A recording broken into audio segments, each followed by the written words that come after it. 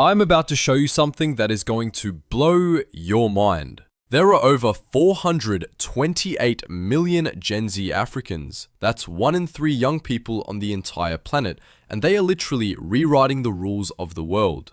They are not waiting for anyone to give them a chance. Nope. They are coding world-changing apps during power cuts, turning TikTok dances into millions of dollars, and protesting in the streets to demand better governments. So whatever you do, do not click away for the next 8 minutes because I'm about to introduce you to the hackers, designers, and activists who refuse to let anything stop them.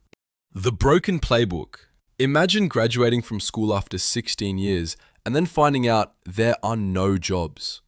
That's reality for 25% of young people in Africa.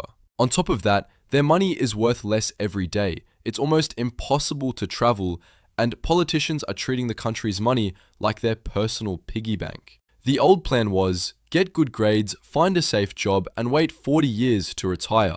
But this generation looked at that plan and destroyed it. Waiting for a tiny pension that might not even exist is the biggest scam ever, especially when your side hustle could go viral and make you a millionaire tonight. They're not just seeing the problems, they are tearing them down and building something new. They're not just asking for a future, they are building it themselves. The tech founders writing new code. Meet Fatima. She's 23 and she built an app that lets farmers insure a single beehive for the price of a water bottle. If a hive gets destroyed, they get paid on their phone in 24 hours. 3,000 farmers joined in the first test, and almost nobody defaulted. This isn't just tech, it's life-changing. Now meet Tunde. He's 21 and from a workspace that needs a loud generator just to keep the lights on, he created something that turns street vendors into human ATMs. People without bank cards can get cash from their digital wallets. Last month, they moved $90,000. And the crazy part, there was no rich investor from Silicon Valley, just a WhatsApp code, some free software, and insane amounts of hard work. This is what they do. They don't see entrepreneurship as a backup plan. It's their only plan to build a better world. Economy on airplane mode. Now let's go to Ghana, where this DJ and designer Akosua is live streaming a fashion show from a rooftop. She sells out her clothes in Berlin, Tokyo, and Johannesburg without ever shipping anything herself. How? She uses 3D knitting hubs that print her clothes wherever the customer is. This is a completely new way of doing business, and get this crazy fact. Last year, for the first time ever, creative exports like hers made Ghana more money than cocoa. It's the same with Afro dance crews on TikTok. Those 15-second videos aren't just for fun, they are paying for school, rent, and even buying solar panels for their families. Big brands who want to reach Africa aren't calling executives, they're sliding into the DMs of these creators. This generation is turning culture into cash and becoming powerful right from their own communities. Streets that don't forget. But it's not all viral dances. Sometimes dreams get hit with pepper spray. From the massive tax hike protests in Nairobi to the incredible hashtag #EndSARS movement in Nigeria, Gen Z is taking on their government and they are not backing down. And these protests don't have one single leader. They're organized on the internet. They share Google Docs for bail money, get legal advice on Telegram, and live stream every single moment of police brutality for the world to see. And it works. Kenya's president cancelled a crazy new tax bill. Nigeria's most feared police unit was shut down. Even though they win, they never forget the friends they lost. But the same phones that record the violence are the phones they use to unite and build movements that politicians cannot ignore. The real hustle between headlines.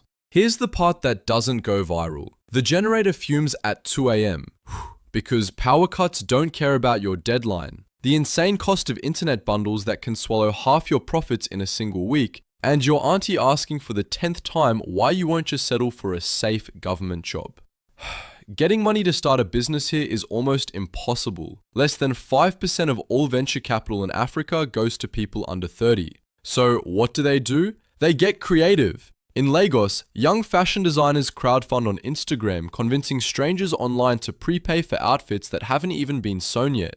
In Nairobi, techies pull their meager savings into chamas, local savings clubs, to buy shared laptops so they can code their first app. In Accra, a startup founder gets crypto remittances from cousins in London who believe in his idea more than any local bank ever would.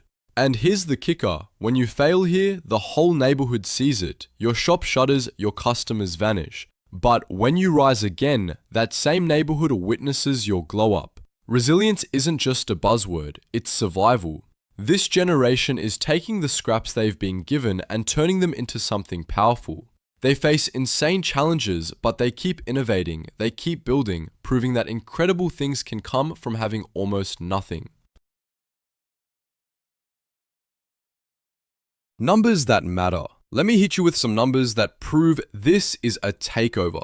There are 495 million mobile subscriptions in sub-Saharan Africa. That's more than the entire USA and European Union combined. This is the foundation for everything. Gen Z is about to be spending $34 billion a year in Kenya alone by 2025. They're not just building the economy, they are the economy. In just 2 years, youth protests have forced 4 different governments to reverse their policies. That's faster than any professional lobbying group could ever dream of. And listen to this: creative industries grew by an insane 12%, while old industries like oil only grew by 3%. The continent isn't just rising, it's launching itself into the stratosphere.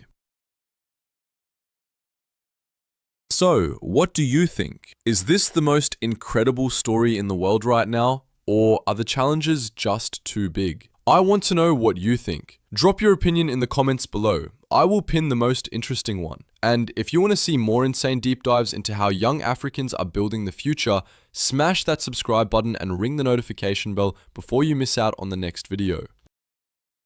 What's next?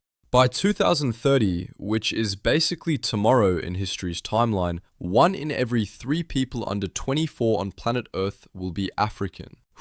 This isn't just a statistic, it's a demographic superpower. Some of them will launch billion-dollar fintech apps straight from a dorm room in Nairobi. Others will rewrite laws by leading mass protests in Kinshasa or Lagos. And many will probably do both. Organize a march in the morning, close an investor deal by night. They're not just going to export cocoa or coffee anymore, they're exporting culture. Afrobeats filling global stadiums, Nollywood streaming on every phone, code, apps like Flutterwave and Paystack redefining payments worldwide. Climate solutions, solar microgrids in rural villages, green tech innovations leading the charge. And how will they pay for it all? With M-Pesa in Kenya, Momo in Ghana, Chipper Cash across the continent, crypto wallets, and maybe your next retweet. The revolution isn't coming, it's already here. It just hacked the system, logged in, and changed the Wi-Fi password. Calling the future. So, the next time someone gives you that tired, old, poor but hopeful line about Africa, do me a favor. Send them this video. Show them Fatima's Beehive insurance app. Show them Akusiwa's sold-out fashion line. Show them the protest playlist that took down a tax bill. Africa's Gen Z isn't just chasing their dreams, they are literally rewriting the odds every single day. So the only question left is, are you just going to watch this happen from the sidelines, or are you going to partner up and be a part of it? Let us know in the comments how you want to plug in. Like, share, subscribe, and remember, history never remembers the people who played it safe. It remembers the ones who were relentless.